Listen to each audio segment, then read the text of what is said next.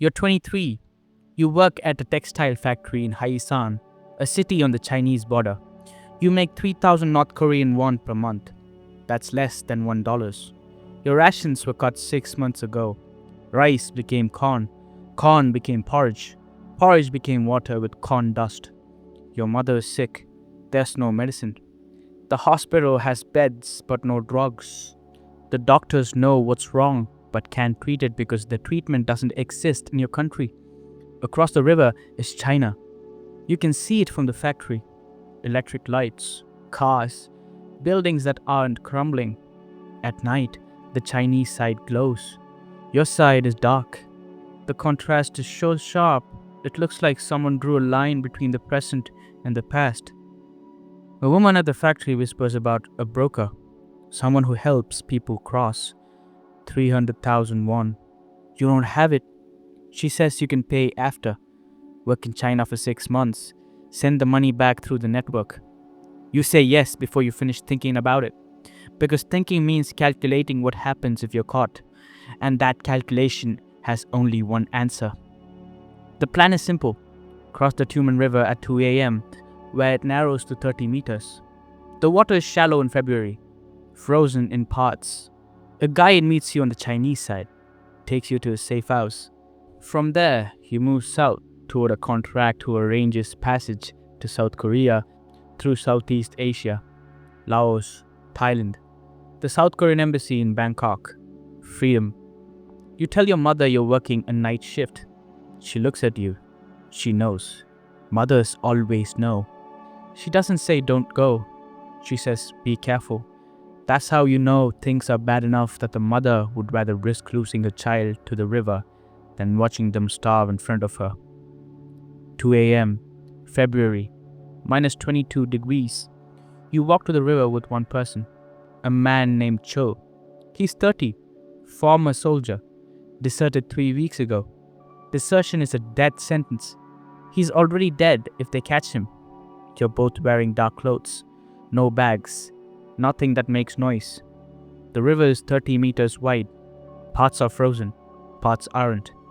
You step onto the ice. It holds. 10 meters, 15, then a crack. Your left foot goes through. The water is so cold it doesn't feel like water. It feels like electricity, like your bones are being squeezed by something mechanical. You pull your foot out. Keep moving. 20 meters, 25. A light hits you from behind. Spotlight, the border guard tower. You heard it was unmanned at night. It's not unmanned. A voice on a loudspeaker. Stop. Return immediately.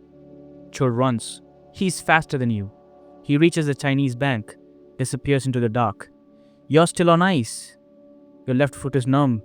You can't run. You try. You slip. The ice breaks again. You're waist deep in frozen water.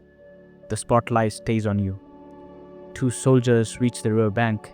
They're pointing rifles. You put your hand up. You wade back. The walk from the middle of the river to the North Korean bank takes 2 minutes. It's the longest walk of your life. Every step is a step away from China, away from medicine for your mother, away from everything the lights on the other side promised. They drag you out of the water. You're hypothermic, shaking so violently your teeth crack against each other. They don't give you a blanket. They put you in handcuffs. Frostbitten, soaking, barely conscious. They throw you in the back of a truck. The metal floor burns cold against your skin. Bowibu, the National Security Agency. Not the American one, the North Korean one. The one that doesn't have a website. It has basements. You're taken to a detention facility. Underground. No windows. The cell is 6 feet by 4 feet. You can't lie down fully. You can't stand fully. You exist in a permanent crouch. There are others. You hear them through the walls. Coughing, crying, praying to gods that North Korea says don't exist. Interrogation starts the next morning. 2 men in a room with 1 chair and 1 light. Why did you try to leave? Who helped you? Who is the broker? Give us the name. You don't give the name because the name means the woman at the factory. The woman at the factory means her family. Her family means her children. In North Korea, guilt is inherited. 3 generations of punishment. You commit a crime, your parents go to the camp. Your children go to the camp. Your grandchildren are born in the camp. This isn't a rumor. The UN documented it. Entire families erased because one person tried to cross a river. They beat you. Not with creativity, with repetition.